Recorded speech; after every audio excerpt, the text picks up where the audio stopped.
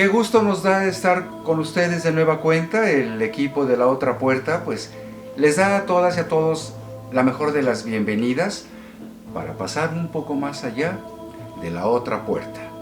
Y bueno, pues antes que otra cosa, en algún programa anterior utilicé a manera de apertura el sonido de un silbato, y esta ocasión lo voy a hacer pero con un bonito silbato que representa una luna que tiene prácticamente recostada en su curvatura pues a un pequeño ser mágico, un ser lunar, un ser de la naturaleza que en su momento les platicaré, y voy a sonar este bonito silbato para purificar el espacio.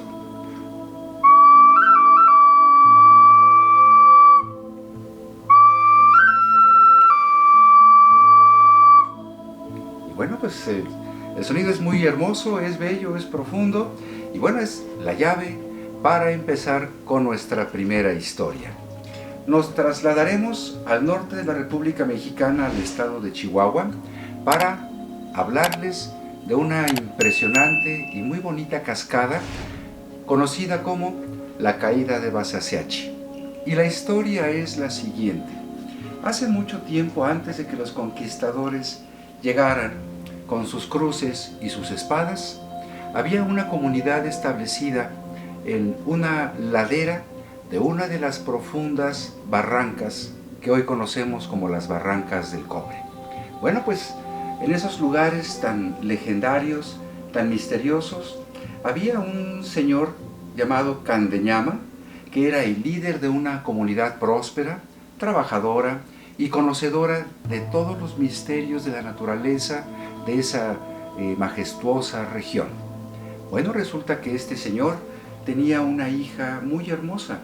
Era una chica con grandes cualidades, con mucha iniciativa y amante también de las tradiciones, además de tener la sangre de un linaje muy respetado. Bueno, pues resulta que esta chica pues era pretendida por muchos jóvenes que incluso llegaban de otras comunidades que fueron pues prácticamente los ancestros de los Rarámuri, conocidos comúnmente como tarahumaras. Bueno, pues resulta que esta joven mujer estaba muy entusiasmada por la cantidad de pretendientes que tenía, y dado que ya estaba en edad de poder formar una familia, pues estaba muy indecisa para elegir a los pretendientes que llegaban pues a proponerle un compromiso. De tal manera que el padre, al ver esa indecisión y ver que era difícil el elegir a uno de los pues, pretendientes que pudieran ofrecer lo mejor, tomó una decisión. Empezó a descartar hasta que al final quedaron 4 pretendientes, 4 guerreros. Y a esos 4 guerreros les ofreció la mano de su hija siempre y que superaran una prueba que además de ser muy difícil, era secreta. Solo él y los 4 guerreros la iban a conocer, y hasta la fecha sigue desconocida. Lo cierto es que en cierto día, cada uno de los 4 guerreros, llegada la fecha, partió cada uno a un rumbo cardinal diferente. Y lo cierto es que, pues la joven estaba muy ilusionada, y su mente se dividía en 4. Por si alguno de los 4 guerreros quedara, en su mente ya estaba acoplada la ilusión de cómo proceder para ser dichosa. Lo cierto es que ninguno de los 4 guerreros logró superar la prueba, y esta prueba implicaba el mayor de los riesgos, que era perder la vida, de tal manera que ninguno de los 4 sobrevivió a esa misteriosa y secreta prueba. Y una vez que llegó la noticia de que ya no había pretendientes, al menos de ese perfil, la chica se deprimió, se puso muy triste, y su padre se sintió terriblemente culpable por considerar que se había excedido en la exigencia para que alguien mereciera a su bella hija.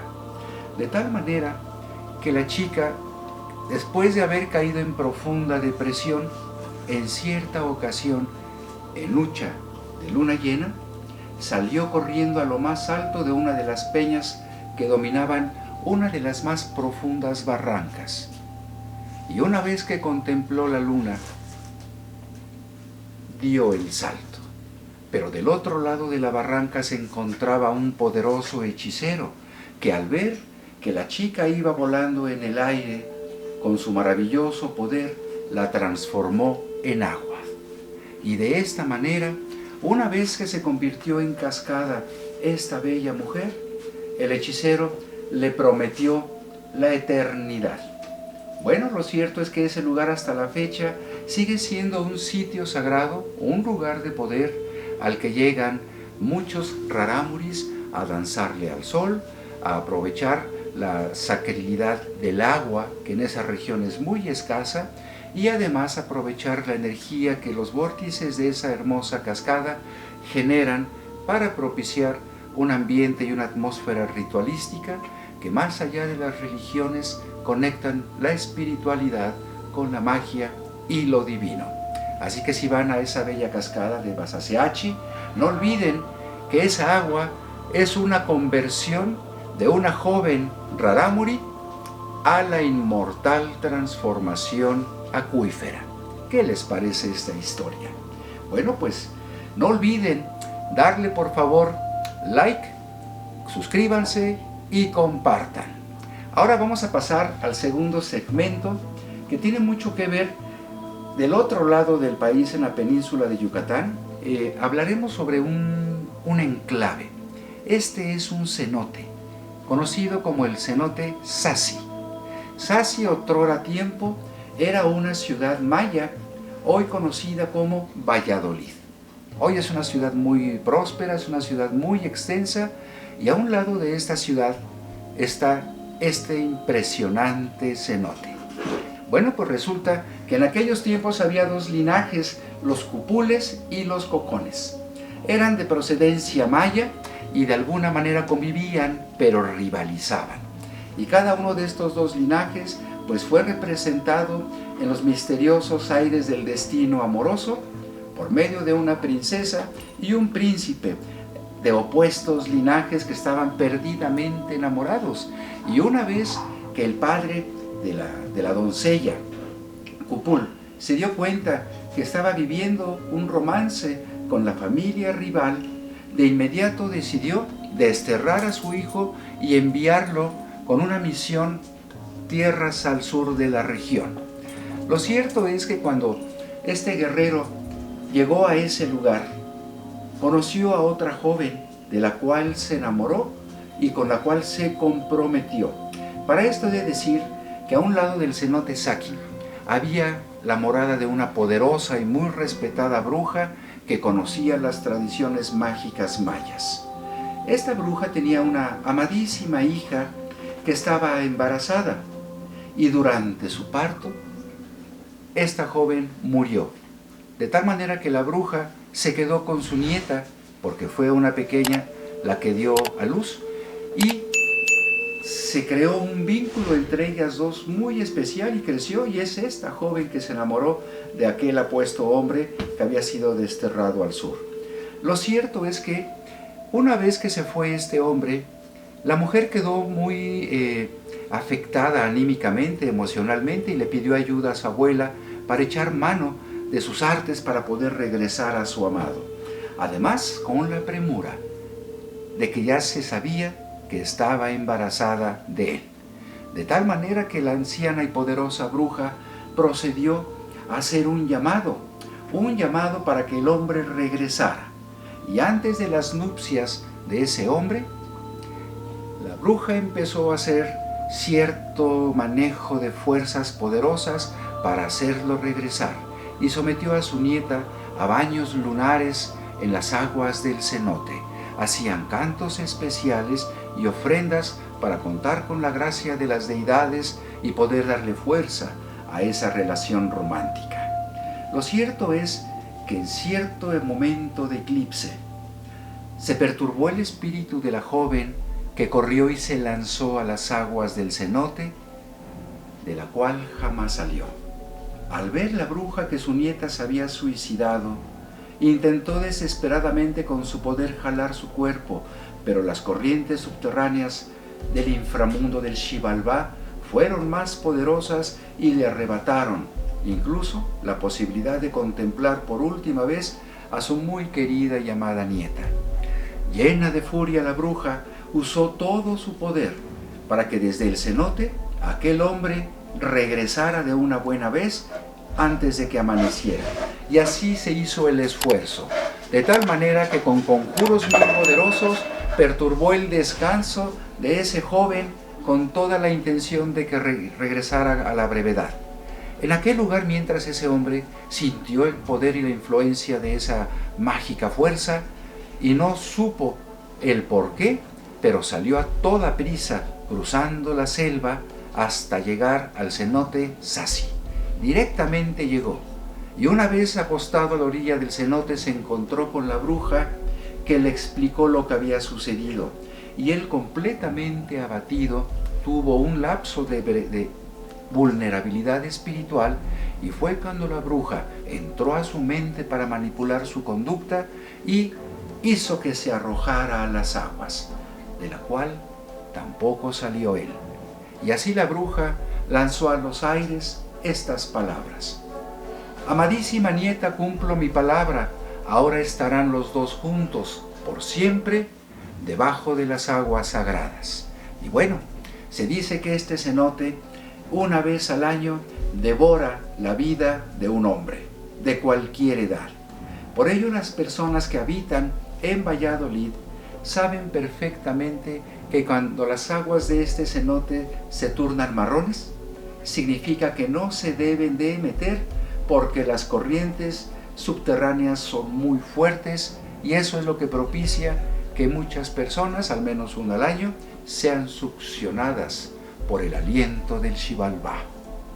Y ahora, pues vamos a pasar a otro tema. Nuestro tercer segmento de este programa se va a referir a la sombra de Maximiliano. Y bueno, sabemos que Maximiliano de Habsburgo pues fue un miembro de una familia austriaca imperial que llegó a México muy joven, engañado por Napoleón III y por autoridades políticas de la floreciente Nueva España.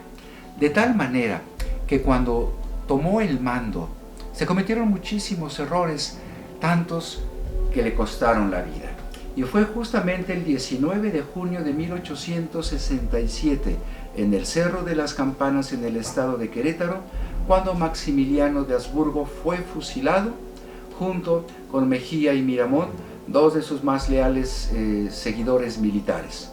Una vez que el cuerpo de Maximiliano quedó sin vida, fue trasladado al conocido convento de la Santa Cruz, que está hoy en la capital del estado de Querétaro.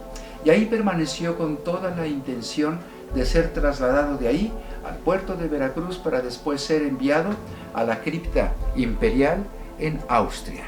Bueno, lo cierto es que, si hacemos un salto hacia el futuro, les estaré comentando de un personaje que se liga mucho con Maximiliano, que es nada más y nada menos que un trabajador de ese panteón, llamado, si mal no recuerdo, Don Simón.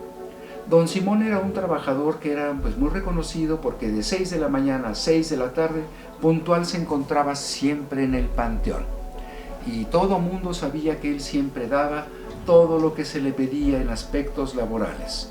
En cierta ocasión, a las 6 de la tarde antes de su salida, de pronto vio un espectro con un aspecto señorial, triste y gravitando. Él pensó que era una sombra de alguien, pero se dio cuenta que no, y sintió un cambio de temperatura en su piel, y dado que era la hora, salió muy asustado a su casa, y en el camino, pues su mente se puso a trabajar suponiendo que era solamente un efecto de su cansancio. Lo cierto es que al día siguiente y a la misma hora, de nueva cuenta apareció el espectro. Este espectro señorial lanzó una energía porque lo tuvo más cerca que nunca, no más de 2 metros, y don Simón quedó paralizado, no podía moverse. Este espectro le tomó su mano y colocó en ella una moneda de oro. Después, don Simón perdió el conocimiento. A la mañana siguiente, los trabajadores que llegaron al panteón, así como los asistentes, se dieron cuenta que las puertas estaban cerradas cosa que les extrañó mucho porque don Simón era extraordinariamente puntual. Así que le fueron a buscar a su casa y una vez que vieron que no había llegado, inició una búsqueda en el interior del panteón, para lo cual dos de sus compañeros tuvieron que saltarse para encontrarlo, sin sentido, tumbado en medio de dos tumbas de personajes olvidados. Así que una vez que lo encontraron, lo llevaron a asistir a servicios médicos, donde después de 3 días don Simón recuperó su conciencia, despertó, pero nunca le pudieron abrir la mano, y no fue sino hasta que él despertó cuando, al abrir la mano y ver la moneda, reconoció que en esa moneda que tenía la imagen de Maximiliano era la misma imagen del espectro. Y a partir de ese momento se dice que en ese lugar, que era un panteón pues primero vecinal, después se volvió de las familias más ilustres y después se volvió un camposanto comunitario.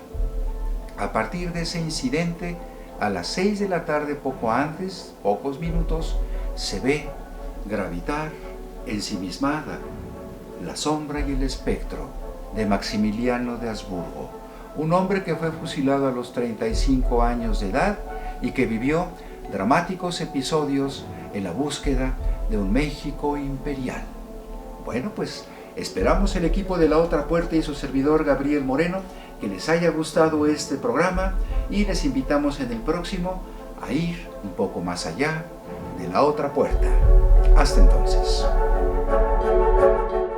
Como siempre es un gusto saludarles e invitarles a nuestro próximo programa de La Otra Puerta, un especial en el cual les presentaremos a los seres mágicos conocidos como chaneques. Si quieren conocer cómo son estos traviesos duendecillos, cuál es su misión, en dónde se les ve, cómo se comportan y qué dicen las tradiciones acerca de estos seres mágicos, guardianes de los bosques, de los animales y de las plantas, les esperamos en nuestro próximo programa.